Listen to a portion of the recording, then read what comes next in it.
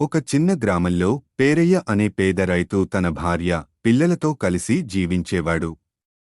ఆయన చిన్న ఇల్లు, తగినంత పొలం ఉండేవి.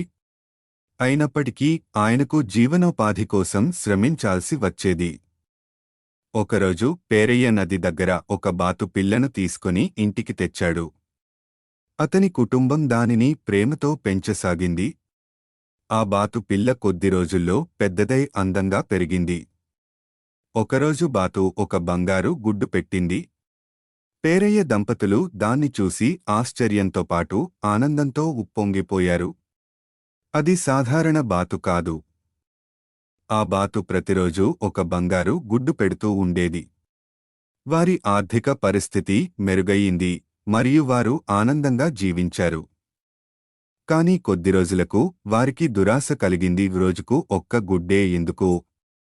బాతును చంపి దాని పొట్టలో ఉన్న అన్ని గుడ్లను ఒకేసారి తీసుకుందాం అని వారు నిర్ణయించారు. కానీ కొద్ది రోజులకు వారికి దురాశ కలిగింది. రోజుకు ఒక్క గుడ్డే ఎందుకు? బాతును చంపి దాని పొట్టలో ఉన్న అన్ని గుడ్లను ఒకేసారి తీసుకుందాం అని వారు నిర్ణయించారు. తమ పొరపాటును గ్రహించిన పేరయ్య దంపతులు తీవ్ర పశ్చాత్తాపానికి గురయ్యారు. దురాశ వాళ్లకు నష్టమే తెచ్చిందని తెలుసుకున్నారు.